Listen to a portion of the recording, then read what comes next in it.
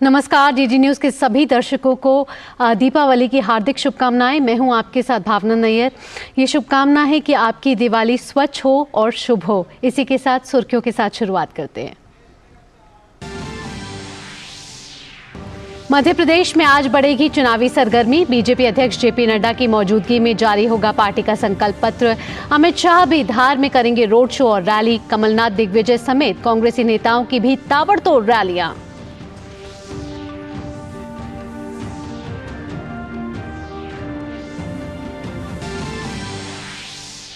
तेलंगाना के सिकंदराबाद में प्रधानमंत्री मोदी की आज शाम होगी चुनावी रैली। कांग्रेस ने भी कर्नाटक के मंत्रियों और नेताओं को प्रचार मैदान में उतारा। वहीं छत्तीसगढ़ में आज राजनाथ सिंह संभालेंगे मोर्चा।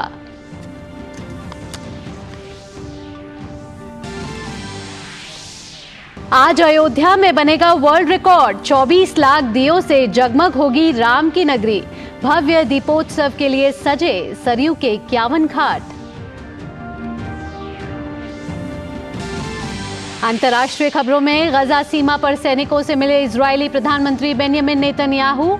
इजरायल की सुरक्षा में योगदान देने के लिए सैनिकों को सराहा।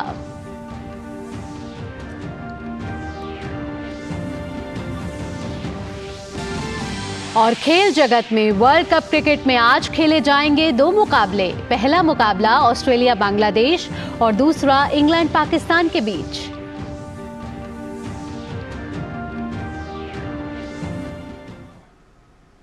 और सुर्खियों के बाद अब खबरें विस्तार से। शुरुआत।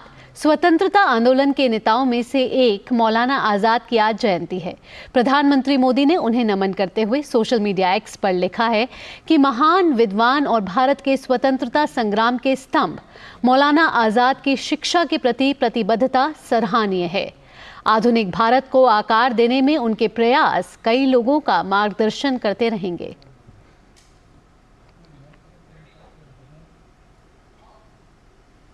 आज आचार्य जेबी कृपलानी को उनकी जयंती पर भी नमन किया गया है। प्रधानमंत्री ने एक्स पर लिखा है कि मैं आचार्य जेबी कृपलानी को उनकी जयंती पर श्रद्धांजलि अर्पित करता हूं। उपनिवेशवाद के खिलाफ भारत की लड़ाई के एक सच्चे प्रकाश स्तंभ के रूप में उनका व्यापक रूप से सम्मान किया जाता है।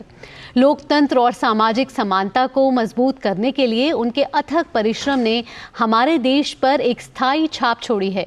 उनका जीवन और कार्य सदैव स्वतंत्रता और न्याय के मूल्यों को कायम रखने के बारे में था।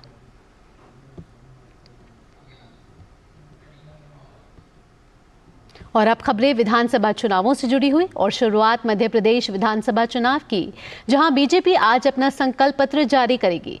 भाजपा के राष्ट्रीय अध्यक्ष जेपी नड्डा की मौजूदगी में संकल्प पत्र जारी होगा। माना जा रहा है कि इस संकल्प पत्र में पार्टी की ओर से महिला, युवा, किसान, शिक्षा और रोजगार से लेकर सभी वर्गों का विशेष ध्यान रखा गया है। मुख्यमंत्री शिवराज सिंह चौहान ने कहा है कि संकल्प पत्र मध्य प्रदेश को प्रगति के पथ पर और आगे ले जाएगा।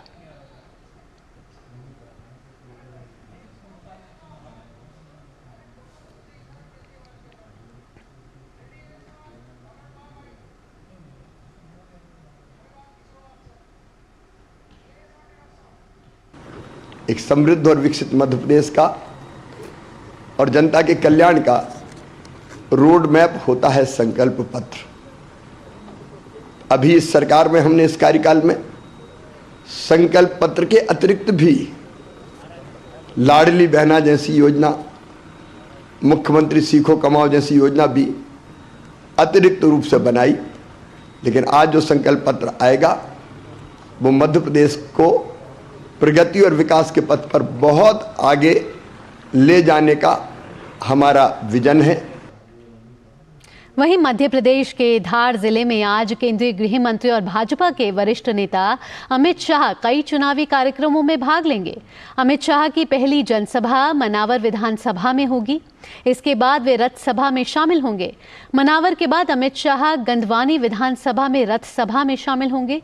फिर बदनावर, धार और देपालपुर विधानसभा में जनसभाओं को संबोधित करेंगे।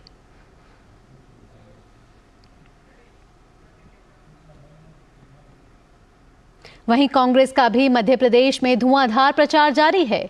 कांग्रेस नेता कमलनाथ और दिग्विजय सिंह समेत कई नेता ताबड़तोड़ चुनावी रैलियां कर रहे हैं।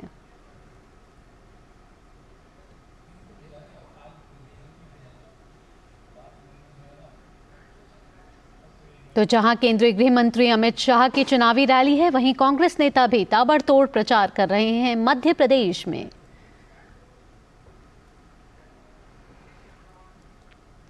आपको बता दें कि मध्य प्रदेश में 230 विधानसभाओं में से करीब 30 विधानसभा सीट ऐसी हैं जहां महिला मतदाताओं की संख्या पुरुष मतदाताओं से ज्यादा है।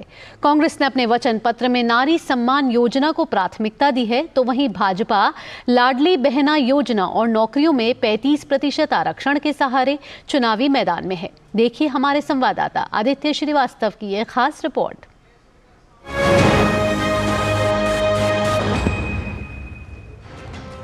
मध्य प्रदेश में महिला मतदाताओं का महत्व किसी भी दल को सत्ता में पहुंचाने में कितना महत्वपूर्ण है, इस बात का अंदाजा इससे लगा सकते हैं कि राज्य में कुल मतदाताओं की संख्या में से 48% से ज्यादा महिला मतदाता हैं। भाजपा और कांग्रेस चुनाव के कई महीनों पहले से ही इस वर्ग को साधने का प्रयास लगातार कर रही हैं। राज्य की भाजपा सरकार ने कुछ महीने पहले लाडली बहना योजना शुरू की, जिसके तहत पहले 1000 रुपए प्रति माह दिया गया, फिर 1250 रुपए किया गया। शिवराज सरकार इसे आगामी समय में 3000 रुपए तक ले जाने की बात कर रही है। लाडली बहना योजना की अधिकांश महिलाएं उज्ज्वला योजना की भी लाभार्थी हैं, लिहाजा उन्हें सावन के महीने से सस्ता गैस सिलेंडर देने के साथ और आवास देने की बात भी भाजपा ने की है। इतना ही नहीं, वन विभाग छोड़ सभी सरकारी नौकरियों में 35% आरक्षण भी शिवराज सरकार ने लागू किया है। इसके अलावा शिवराज सरकार ने हाल के दिनों में आंगनवाड़ी आशा कार्यकर्ताओं का मानदेय बढ़ाने के साथ बच्चियों को स्कूटी देने की शुरुआत भी की है। हमने हमेशा काम किया है, काम को बढ़ावा दिया है, महिलाओं के हित में काम किया है, फिर चाहे वो लाडली योजना हो, लक्ष्मी बहन योजना हो या फिर बच्चियों के सशक्तिकरण के लिए, उनकी पढ़ाई के लिए कार्य करना हो, ये सारे कार्य जो है भाजपा सरकार ने किए हैं। और भाजपा के राज में ही लाखों महिलाएं जो है आगे बढ़ रही हैं। उनके आत्मसम्मान को जो वर्चस्व मिला है, जिस तरीके से वो अभी डिजिटल पेमेंट के जरिए अपने खाते में 1250 रुपए पा रही है, उससे कहीं ना कहीं महिलाएं जो है वो आश्वस्त है और उनका साथ जो है भाजपा के साथ है। कांग्रेस अपने वचन पत्र में महिलाओं को 1500 रुपए प्रतिमाह देने, गैस सिलेंडर 500 रुपए में देने, बेटी विवाह योजना शुरू कर 1,01,000 रुपए देने, बोर्ड की मेरिट में आने वाली बालिकाओं को 2 लाख रुपए की सम्मान निधि देने समेत महिला उद्यमियों को 3% ब्याज दर पर ऋण उपलब्ध कराने की बात कर रही है। महिलाओं का यही है, देखिए एक तो गैस सिलेंडर का, बिजली के, ये महिलाएं कहीं ना कहीं इन सारे मुद्दों से कनेक्टेड है, क्योंकि वो घर चलाती हैं, गृहिणी है। तो बेरोजगारी, महंगाई, हम उनको गैस सिलेंडर जो है वो 500 रुपये में उपलब्ध कराएंगे, फ्री बस सेवा भी महिलाओं को देंगे, शिक्षा के अधिकार देंगे, और जो स्कूल में भी जो बच्चियां हैं उनको 2 लाख तक की स्कॉलरशिप का भी मुख्यमंत्री कमलनाथ जी ने उसमें वचन पत्र में दिया हुआ है। महिला मतदाता चाहती कि जो भी सरकार बने वो महिलाओं की शिक्षा और सुरक्षा के साथ ग्रामीण क्षेत्र की महिलाओं को सशक्त बनाने पर काम करे। जो भी सरकार आए वो महिलाओं के हित में काम करे। गांव-गांव तक जो महिलाएं हैं, जिन तक सुविधाएं नहीं पहुंच रही हैं, उन तक वो सुविधाएं पहुंचाएं। महिलाओं की शिक्षा के प्रति उनके कार्य होना चाहिए, महिलाओं को आगे बढ़ाने के लिए होना चाहिए। उनके लिए अगर वो चुनाव में भी आना चाहती हैं तो उनको मतलब प्रोत्साहन देना चाहिए सरकार को। उधर राजनीतिक विश्लेषक मानते हैं कि लाडली बहना योजना, नौकरी में 35% आरक्षण जैसी चुनाव से पहले भाजपा ने जो घोषणाएं की हैं उनको पूरा कर दिया है। ऐसे में कांग्रेस को महिलाओं में अपने वचनों पर भरोसा पैदा करना थोड़ा कठिन हो रहा है। कांग्रेस को अभी इसमें ये साबित करना होगा कि जो उसने घोषणाएं या योजनाएं बताई हैं, जो उन्होंने घोषणाएं की है, क्या वो वाकई उन्हें अमली जामा पहना पाएगी। तो इस लिहाज से अगर देखें तो बीजेपी का पलड़ा फिलहाल थोड़ा भारी नजर आता है। गौरतलब है कि मध्य प्रदेश में कुल मतदाताओं की संख्या 5,60,60,925 में से महिला मतदाता 2,72,33,945 हैं। ऐसे में आधी आबादी को अपने पक्ष में करना सभी दलों की मजबूरी भी है। अब देखना होगा कि मध्य प्रदेश की महिला मतदाता इस बार के विधानसभा चुनाव में डबल इंजन की सरकार के साथ जाती हैं या फिर कांग्रेस का हाथ थामती हैं। डीडी न्यूज के लिए भोपाल से आदित्य श्रीवास्तव की रिपोर्ट।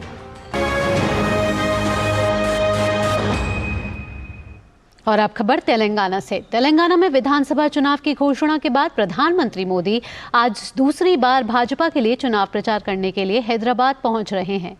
आज शाम 5 बजे सिकंदराबाद के परेड ग्राउंड में उनकी जनसभा होगी। तेलंगाना में 30 नवंबर को विधानसभा चुनाव के लिए मतदान होंगे। इससे पहले जब प्रधानमंत्री ने हैदराबाद में बीजेपी के पक्ष में चुनावी रैली की थी तो उन्होंने विरोधी दलों को आड़े हाथों लिया था। उन्होंने बीआरएस पर हमला करते हुए कहा था कि अहंकार किसी को भी टिकने नहीं देता। उन्होंने ये भी कहा था कि बीआरएस के भ्रष्टाचार के तार दिल्ली के शराब घोटाले से भी जुड़े हैं। प्रधानमंत्री ने मौजूदा राज्य सरकार पर निशाना साधते हुए कहा था कि पिछले 9 साल से तेलंगाना में विकास विरोधी, पिछड़ी जाति विरोधी सरकार है। तेलंगाना में मौजूदा मुख्यमंत्री केसीआर भी लगातार रोज कई चुनावी रैली कर रहे हैं। यहां अपनी सरकार दोहराने के लिए वो लगातार मतदाताओं से अपील कर रहे हैं कि वो विरोधी दलों के बहकावे में ना आए। उन्होंने पार्टी के घोषणा पत्र में कई बड़े वायदे भी किए हैं। वहीं दूसरी तरफ कांग्रेस भी पूरी ताकत से चुनाव लड़ रही है।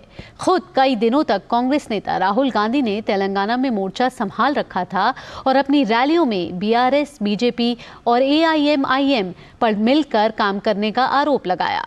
अब कांग्रेस ने यहां कर्नाटक के 10 मंत्रियों और 48 वरिष्ठ नेताओं को चुनाव प्रबंधन के लिए उतार दिया है। कांग्रेस के मुख्यमंत्री सिद्धारमैया और उप मुख्यमंत्री डीके शिव कुमार तेलंगाना में चुनावी अभियान में नेतृत्व कर रहे हैं। तेलंगाना में 30 नवंबर को मतदान होना है। जहां छत्तीसगढ़ विधानसभा चुनावों की बात करें तो यहां दूसरे चरण के लिए सभी दलों का प्रचार अभियान तेजी से जारी है। रक्षा मंत्री और भाजपा के वरिष्ठ नेता राजनाथ सिंह आज छत्तीसगढ़ के चुनावी दौरे पर रहेंगे। राजनाथ सिंह सरगुजा संभाग में बड़ी जनसभाओं को संबोधित करेंगे। यहां वो सीतापुर के हाईस्कूल मैदान में भाजपा प्रत्याशी रामकुमार टोप्पो के पक्ष में आम सभा को संबोधित कर चुनाव प्रचार करेंगे। इसके अलावा दुर्ग जिले की पाटन विधानसभा में भी वे रैली होगी। पाटन वो सीट है जहां मौजूदा मुख्यमंत्री भूपेश बघेल का अपने ही भतीजे और बीजेपी प्रत्याशी विजय बघेल के साथ मुकाबला है। इसी सीट पर पूर्व मुख्यमंत्री अजीत जोगी के बेटे अमित जोगी भी चुनाव लड़ रहे हैं। पाटन के बाद मनेंद्रगढ़ जिले के सलगावान कला में भी राजनाथ की रैली होगी।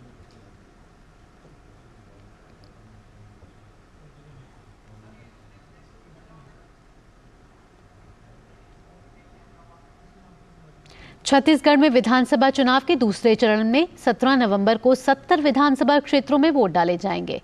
इसके लिए सुबह 8 बजे से शाम 5 बजे तक का समय निर्धारित किया गया है। केवल बिंद्रानवागढ़ विधानसभा क्षेत्र के 9 मतदान केंद्रों कामरभोदी, आमामोरा, ओड़, बड़े गोबरा, गंवरगांव, गरीबा, नागेश, सबीनकर, छार और कोदोमाली में सवेरे 7 बजे से दोपहर 3 बजे तक मतदान होगा। दूसरे चरण में मतदान वाले 70 विधानसभा क्षेत्रों में कुल 958 उम्मीदवार मैदान में हैं। दूसरे चरण में राज्य के कुल 1,63,14,479 मतदाता अपने मताधिकार का इस्तेमाल करेंगे। इनमें 81,41,624 पुरुष मतदाता, 81,72,171 महिला मतदाता और 684 ट्रांसजेंडर मतदाता शामिल हैं। और अब बात राजस्थान के सीकर में ट्रांसजेंडर समुदाय की नई पहल के बारे में। ये पहल है सरकार बनाने की, यानी कि मतदान कर सरकार चुनने की। दरअसल ट्रांसजेंडर्स द्वारा आम जनता को ज्यादा से ज्यादा मतदान करने के लिए जागरूक किया जा रहा है। साथ ही वोटिंग की महत्वता और उपयोगिता के बारे में भी लोगों को पूरी जानकारी दी जा रही है।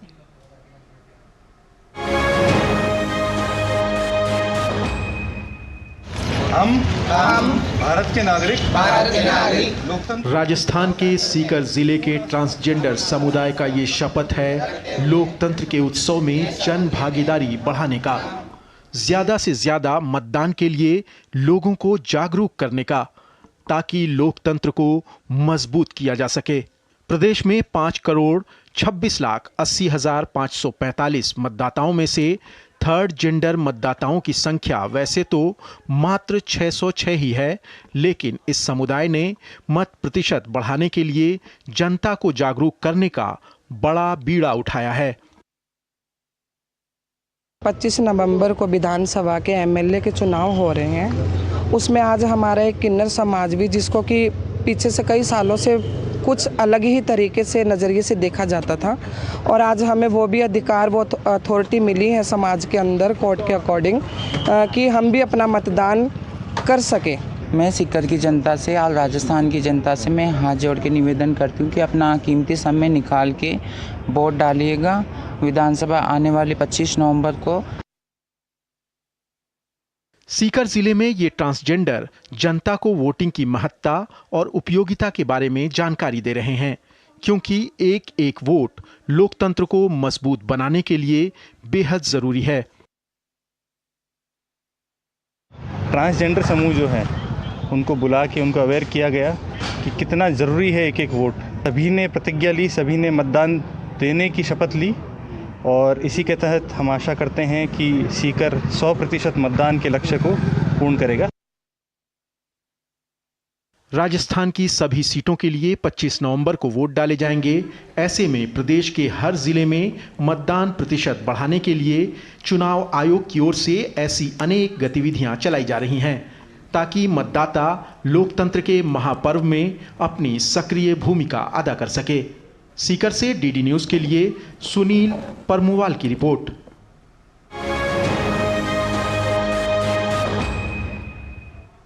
यहाँ वक्त हो चला एक छोटे से ब्रेक का, जल्द हाजिर होते हैं।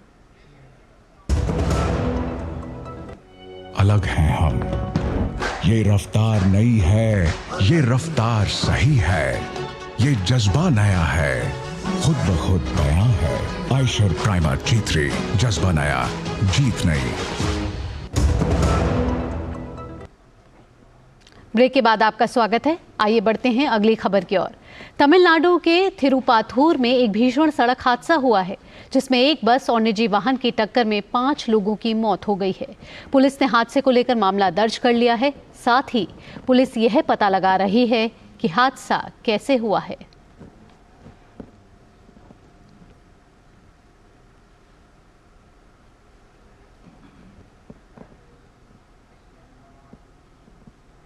दीपावली के मौके पर अयोध्या में राम की पैड़ी पर दीपोत्सव 2023 के लिए तैयारियां जोरों से चल रही हैं।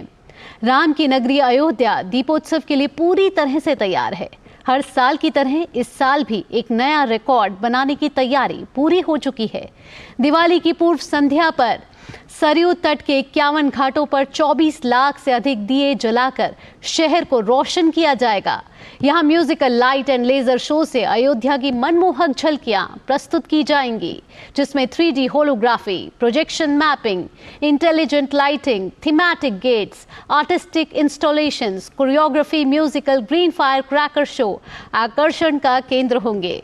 इसके अलावा प्रदेश स्तर पर 21 रामलीला होंगी, जो लगातार 3 दिनों तक संचालित होंगी। राम मंदिर निर्माण से पहले इस साल हो रहे दीपोत्सव की बात ही कुछ और है। देश भर से हजारों कलाकार यहां अपनी मनमोहक प्रस्तुति देने के लिए उतावले हैं।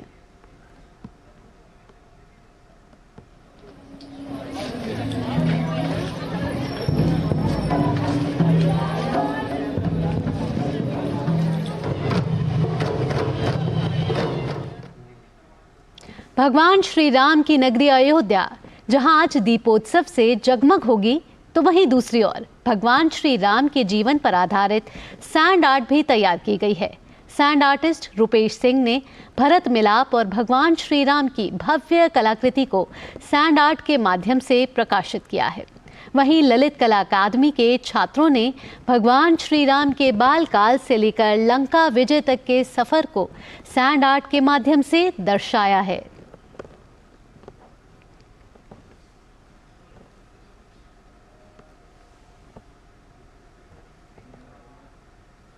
दीपावली का त्योहार धनतेरस से शुरू हो गया है। जम्मू कश्मीर के पुंछ में सेना के जवानों ने हर्षोल्लास के साथ दीपावली का त्योहार मनाया।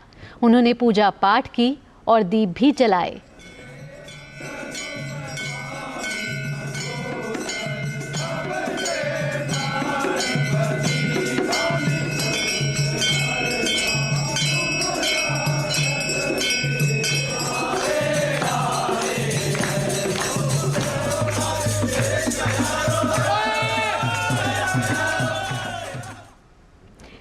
के बर्न और प्लास्टिक विभाग के डॉक्टरों का कहना है कि आतिशबाजी के साथ दीपावली की शाम लक्ष्मी पूजन और दीप मालिका के समय भी लोगों को खास ध्यान देने की जरूरत है। एम्स का एक अध्ययन बताता है कि पटाखों से ज्यादा दियों की वजह से लोगों की सबसे अधिक जलने से मौत हुई है। कैसे सुरक्षित दीपावली मनाएं और जल जाने पर क्या करें, इन सब पर एम्स के बर्न और प्लास्टिक विभाग के प्रमुख डॉक्टर मनीष सिंघल से खास बातचीत की हमारे संवाददाता नितेंद्र सिंह ने।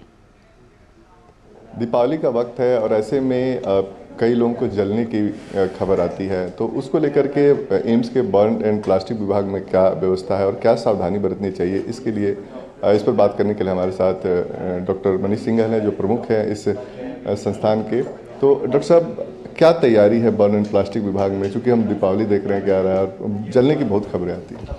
देखिए, दिवाली पे जलने की बहुत खबरें आती हैं हमारे पास, और हम तैयारी जो हमारी बड़ी रूटीन है इसकी, हम सारा अपना स्टॉक रेडी करते हैं। हमारे सारे डॉक्टर्स अवेलेबल होते हैं, जो इस बीच में नए डॉक्टर आते हैं, नर्सिस आती हैं, उनको हम ट्रेन करते हैं कि कैसे इसको हैंडल करना है। और हम जो इमरजेंसी उसके एरिया को बड़ा कर देते हैं, हम एक्स्ट्रा उसमें ड्रेसिंग रूम खोल देते हैं अपने लिए, और टीम बड़ी हो जाती है और ज़्यादा ट्रेंड लोगों को रखते हैं, और बेड हम थोड़े से खाली रखते हैं उनको एकोमोडेट करने के लिए। कई लोग पटाखे जलाते हैं, तो ऐसे में उनको क्या सावधानी बरतनी चाहिए? देखिए, पटाखे जब आप जलाते हैं तो हम सबको पता है कि बच्चों को पटाखे नहीं जलाने चाहिए। फूलझड़ी जो है उनको हमको वापस ठंडे पानी में डालनी चाहिए। अनार को हमको आंखों के सामने नहीं जलाना चाहिए। आइडियली तो पटाखे को जलाने ही नहीं चाहिए, लेकिन कुछ क्रैकर्स हैं जो गवर्नमेंट ने अप्रूव किया, अगर आप जलाएं उनको, और सुपरविजन में जलाने चाहिए। जो हाथ में पटाखे कभी नहीं जलाने चाहिए, हमको एक पास में बाल्टी रखनी चाहिए, और अगर बाय द वे आपको फिर भी इंजरी हो जाए तो आपको जो है वो उसके नॉर्मल पानी रूम टेम्परेचर पे जो पीने होंगे उसमें करीब 20 मिनट के लिए आपको रखना चाहिए, और इमीडिएटली अस्पताल लाना चाहिए आपको। कई लोग बहुत मिथ है कि जलने के बाद पानी में हाथ नहीं डालना चाहिए या जलने की जगह पे पानी नहीं डालना चाहिए, तो इसमें आप क्या कहेंगे, और जलने के बाद लोग क्या करें, ये सावधानी क्या? देखिए, ये बिल्कुल ठीक कह रहे हैं, मिथ है कि पानी नहीं लगना चाहिए, लेकिन है बिल्कुल उसका उल्टा। ये साइंस के द्वारा प्रूवन है। जो हीट है आपकी उंगली को, अगर अंदर गर्माई रहेगी तो डीप कर देगा उस बर्न को, मतलब बर्न की सीवियरिटी को बढ़ा देगा। तो बिल्कुल पानी में ही रखना है उसको करीब 20 मिनट के लिए। और पटाखों के अलावा मेरी ये भी रिक्वेस्ट है कि शाम को जो पूजा का टाइम है उसमें जो दिए आप जलाते हैं उनसे भी हम लोग को काफ़ी बर्न मिलते हैं, क्योंकि जब दिए होते हैं और आप थोड़े लटकते हुए कपड़े पहनते हैं और सिंथेटिक कपड़े पहनते हैं, और दिया आपका जो दुपट्टे में या किसी कुर्ते में आपका दिया लग जाता है, तो इस तरीके के बर्न भी बहुत कॉमन है, जो कि लोगों को नहीं लगता। लोग सिर्फ पटाखे से उसको एट्रीब्यूट करते हैं, लेकिन हमने लास्ट ईयर जो स्टडी किया, आपको बड़ा आश्चर्य होगा कि ज़्यादा पटाखों के बर्न थे, लोकल हाथ की इंजरी बहुत हुई, बहुत सारे लोगों के हाथ भी खराब हो गए, लेकिन जो लाइफ थ्रेटनिंग बर्न थे, जिनमें जान को खतरा था, वो दिए की वजह से ज़्यादा थे। और सर, पोल्यूशन भी है, तो क्या ऐसे में लगता है कि स्किन पर भी उसका असर पड़ता है? देखिए, पोल्यूशन, देखिए आपके जो अब हम देखते हैं PM 2.5, PM 10, जो छोटे छोटे पार्टिकल हैं, अगर आपकी जो स्किन है उसमें जो पोर्स में घुस जाते हैं तो अंदर जाके वो केमिकल रिएक्शन करते हैं, उससे आपकी स्किन का जो कोलेजन है वो डैमेज होता है, आपकी एजिंग ज़्यादा हो सकती है। तो जो पोल्यूशन है और जो स्मोक है वो डेफिनेटली आपकी स्किन को नुकसान पहुँचाती है और आपको अवॉइड करना चाहिए। तो निश्चित तौर पे डॉक्टर साहब का ये कहना है कि आप दिवाली के वक्त पटाखे जो सरकार की तरफ से अप्रूव्ड है वो छोड़ें, और किसी की निगरानी में छोड़ें, साथ ही साथ सावधानी बरतें, नहीं तो जलने का खतरा है, और जलने के बाद क्या करना है ये भी डॉक्टर साहब ने बताया है। कैमरामैन नवीन के साथ नितेंद्र सिंह, DD न्यूज़, दिल्ली। चलिए बढ़ते हैं अगली खबर की ओर। केरल का कोझिकोड साहित्यिक श्रेणी के तहत यूनेस्को क्रिएटिव सिटीज नेटवर्क में शामिल होने वाला भारत का पहला शहर बन गया है। यह मान्यता न केवल शहर की मलयालम साहित्य की समृद्ध परंपरा का प्रमाण है, बल्कि सतत विकास में इसके महत्वपूर्ण योगदान को भी उजागर करती है।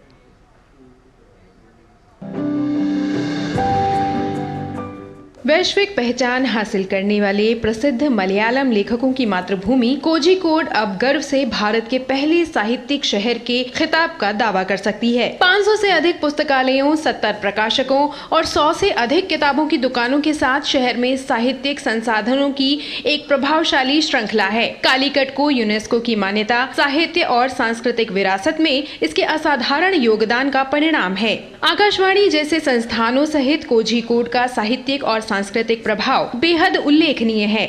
इस मान्यता के पीछे Kozhikode NIT, Kerala institute of local administration और कोझिकोड कॉरपोरेशन के वास्तुकला छात्रों के सहयोगात्मक रूप से किए गए एक व्यापक अध्ययन का भी प्रभाव रहा है। Calicut or Kozhikode is the only city in India which has got a lot of deep penetration of literary culture into the common man and local people.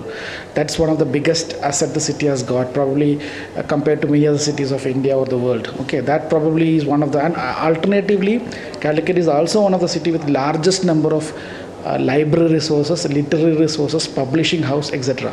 So this shows the clear asset of the city in terms of its value, and definitely it's got branded as a UNESCO City of Literature. Kozhikode को UNESCO के creative city network में शामिल करने से शहर की साहित्यिक विरासत के लिए नए क्षितिज खुलते हैं। ये अधिक से अधिक मलयालम साहित्यिक कृतियों के विभिन्न भाषाओं में अनुवाद का मार्ग प्रशस्त करता है, जिससे वे वैश्विक पाठकों के लिए सुलभ हो सकें। इसके अलावा ये उपलब्धि सुनिश्चित करती है कि आने वाली पीढ़ियां इस शहर की समृद्ध साहित्यिक परंपराओं की विरासत से लाभान्वित होंगी। Kerala is thinking of knowledge economy.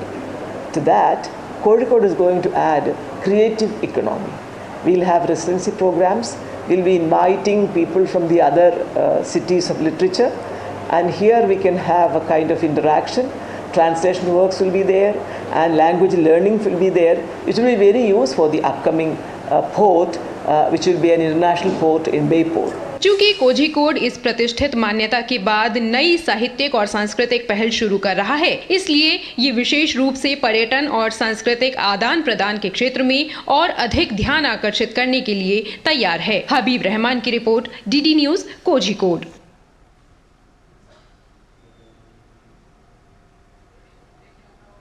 और इसी के साथ इस बुलेटिन में इतना ही। यही मनोकामना है कि आपकी दिवाली शुभ हो, स्वच्छ हो। नमस्कार।